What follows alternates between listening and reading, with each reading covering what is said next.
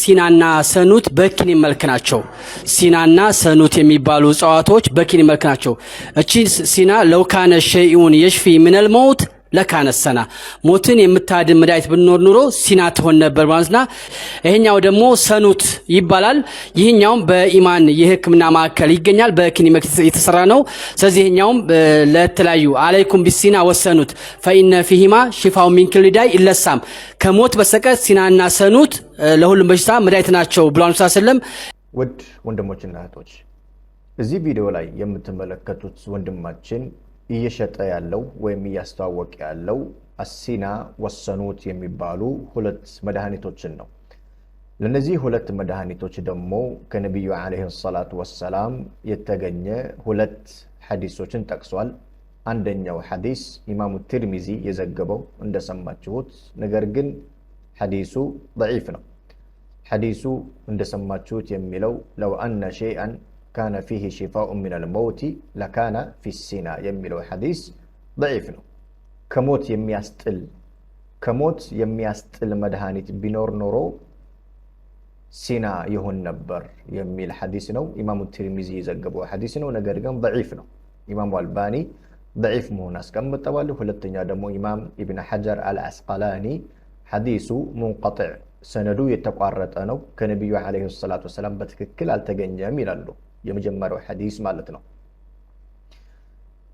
ሌላኛው ሁለተኛው ሐዲስ ደግሞ አለይኩም ቢሲና ወሰኑት فإن فيهما شفاء من كل داء إلا السام قيل وما السام يا رسول الله قال الموت.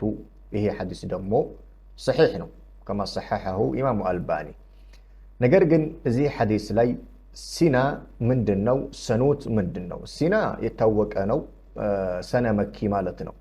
ሰነ መኪ ብዙ ጊዜ በረሃማ አገር ላይ ነው ያለችው። ለምሳሌ ወደ አፋር ክልል፣ ወደ ሳዑዲ አረቢያ፣ ወደ አረብ ሀገራቶች ላይ አለች። ሰኑት የተባለው ግን ሰኑት የተባለው እዚህ ጋር ወንድማችን እያስተዋወቀ ያለው ሰኑት ብሎ እያስተዋወቀ ያለው እዚህ ላይ እንደምታዩት አይደለም።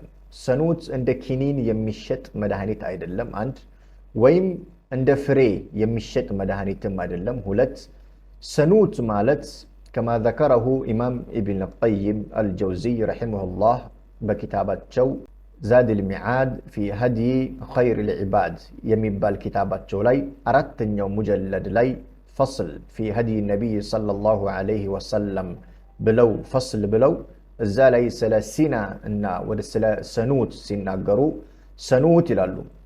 8 አቅዋሎች አለ። ሰኑት ምንድነው? ስለ ሰኑት ምንነት ሲናገሩ 8 አይነት የንግግሮች አሉ፣ አቅዋሎች አሉ። ሰኑት ማለት ከሙን ነው ያሉ ሰዎች አሉ፣ ወይም ደግሞ ሰኑት ማለት ማር ነው ያሉ ሰዎች አሉ። ወቂላ ሁወ ሸብ ነው ያሉ ሰዎች አሉ። ወቂላ غير ذلك ይሉና ነገር ግን الصحيح ይላሉ። ትክክለኛው ግን ሰኑት ማለት ማርና ቅቤ ከሰነ መኪ ጋር ተፈጭቶ ባንድ ላይ ሲቀላቀል ነው ይላሉ። ሶስት ነገር ማለት ነው። ሰኑት የሚባለው ማር፣ ቅቤ እና ሰነ መኪ ባንድ ላይ ተፈጭቶ ሲቀላቀሉ ሰኑት ይባላሉ ይላል ማን ኢማም ኢብኑ ቀይም አልጀውዚይ ረሂመሁላህ በኪታባቸው ዛድ አልሚዓድ ፊ ሀዲ ኸይር አልዒባድ አራተኛው ሙጀለድ ላይ ማለት ነው።